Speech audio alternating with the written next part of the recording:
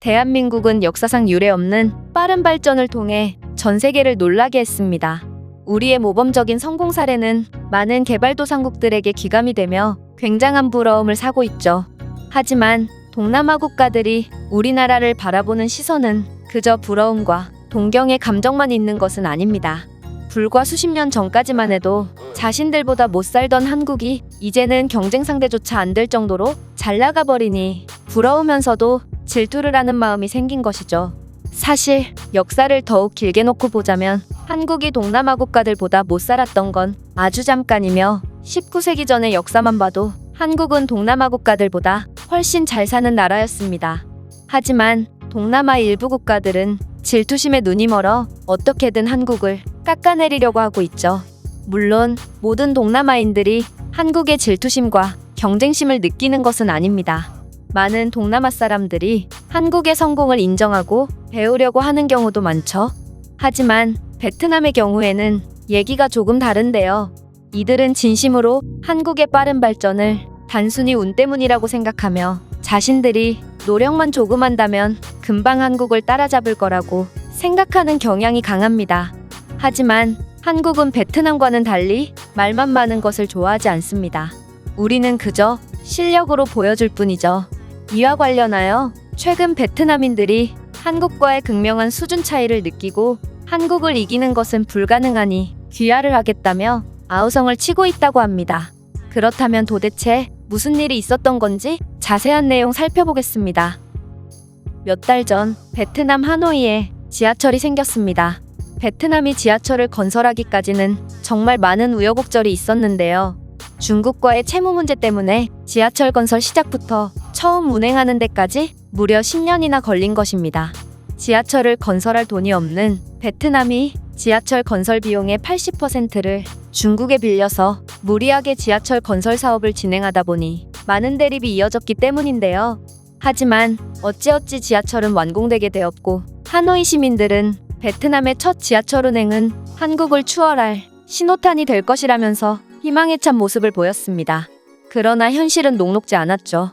설렘에 가득 찬 베트남인들의 모습은 현재 절망으로 바뀌었다고 하는데요.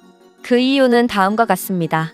첫 번째는 더딘 지하철 착공 때문에 이미 역사는 진작부터 완공된 상태였었고, 따라서 베트남에서 지하철은 처음 개통되었지만 지하철 내부와 역사는 첫 운행이라기엔 너무 낡고 후줄근한 모습이었던 것입니다.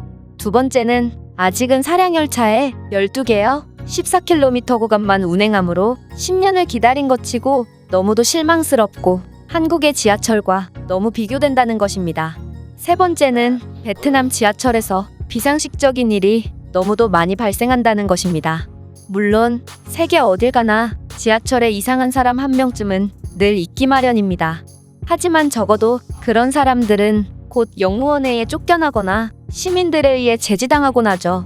하지만 베트남에서 그런 일은 벌어지지 않고 있습니다.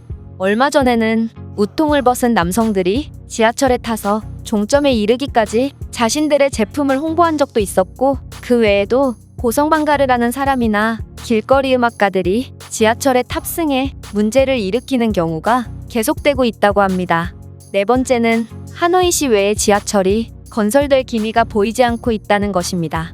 호찌민시 또한 하노이시처럼 10년이 넘게 지하철을 건설 중인데, 문제는 베트남 사람들이 호찌민시의 지하철 건설 현장에서 레일을 고정하는 역할을 하는 레일 클램프의 대부분을 훔쳐가 버렸고 케이블 라인 또한 훔쳐가고 있다는 건데요. 이들은 여기서 멈추지 않고 열차에도 낙서를 하고 있어 완공 예정일이 계속해서 늦어지고 있다고 합니다. 마지막은 베트남의 지하철이 엄청난 적자를 보고 있다는 것입니다. 베트남 지하철은 민간 기업이 운영하고 있으며 지하철 이용요금을 덜 받는 대신 하노이시에서 보조금을 지급하기로 약속했었습니다. 하지만 하노이시가 지하철이 운행한 지 7개월이나 지났는데도 아직까지 보조금을 지급하지 않고 있는 것인데요. 이렇게 엄청난 적자가 나고 있는 상황에서 시에서는 약속했던 보조금을 지급하지도 대책도 내놓지 않고 있어 상황은 더욱 악화되고만 있다고 합니다.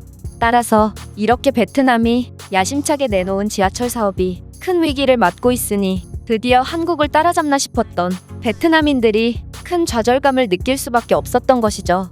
사실 이런 베트남인들의 우울한 분위기는 그들의 SNS만 봐도 잘 나타나 있는데 그마저도 공산주의 정권인 베트남 정부가 이런 반정부적인 글을 전부 삭제하고 있어서 글로벌 커뮤니티에서 소통하고 있는 실정이라고 합니다. 그렇다면 베트남 지하철에 대한 베트남인들의 반응은 어떤지 살펴보도록 하겠습니다. 아마도 우리는 너무 큰 꿈을 꾸고 있었던 것 같다. 서울에서는 지하철 하나만으로도 어디든 갈 수 있다던데 하노이에서는 지하철 하나 만드는데 10년이 넘게 걸리고 역이 몇 개 없는데도 운행을 제대로 못해 만들자마자 망하리기라니 이게 우리의 한계였던 것 같아. 한국의 기술이 더 뛰어난 건 인정한다. 하지만 한국에서 베트남인들을 존경하는 문화가 생겼고 김치보다 쌀국수를 더 많이 소비한다던데 어쩌면 한국으로 이민 가는 것도 방법이 될 수 있지 않을까? 나는 이미 군대를 갔다 왔는데 한국으로 귀화하게 된다면 군대를 한 번 더 가야 되는 것입니까? 만약 그렇다면 한국에 가지 않겠습니다. 저도 베트남 사람이지만 저는 종종 일부 베트남인들은 정말 제정신이 아니라는 생각이 듭니다. 꽁푸엉이 손흥민보다 뛰어나다고 하지를 않나? 한국보다 베트남이 더 잘 산다고 하지를 않나? 이건 논리가 없는 집단 광기일 뿐입니다. 꽁푸엉이 손흥민보다 뛰어난 건 사실이고 베트남이 한국보다 잘 살지는 않지만 양국은 서로 비슷한 경제력을 가졌습니다. 당신은 베트남인이라면서 왜 베트남을 얕잡아 보는 것이죠? 당신은 미쳤습니다. 꽁푸엉이 베트남 인구수만큼 있다고 해도 손흥민 몸값에 반도 못 미칠 것입니다. 제발 축구를 모욕하지 마십시오. 어차피 베트남이 한국으로 쌀 수출을 해주지 않는다면 한국인들은 전부 굶어 죽고 말 것입니다. 한국은 베트남을 존경할 필요가 있고 10년 뒤 아시아 축구의 패권은 베트남이 쥐고 있을 것이며 그 중심에는 꽁푸엉이 있을 것입니다.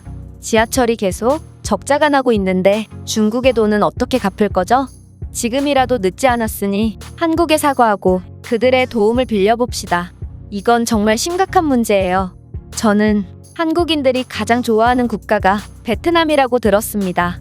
한국인들은 반드시 우리를 도와줄 것이고 우리가 그들에게 베푼 은혜를 봐서라도 그들은 우리를 도와줄 의무가 있습니다. 이제는 우리가 한국에 안 된다는 사실을 인정할 때가 되었습니다. 그들의 지하철은 전 세계 최고 수준인데 우리는 하나의 노선도 제대로 운영하지 못하기 때문입니다. 이제는 자존심을 버리고 그들에게 배워야 할 때가 왔습니다. 저는 이번 일로 베트남의 수준에 실망했습니다. 이런 국가에 있을 바에야 차라리 한국 여자와 결혼해서 한국 국적을 취득하겠습니다.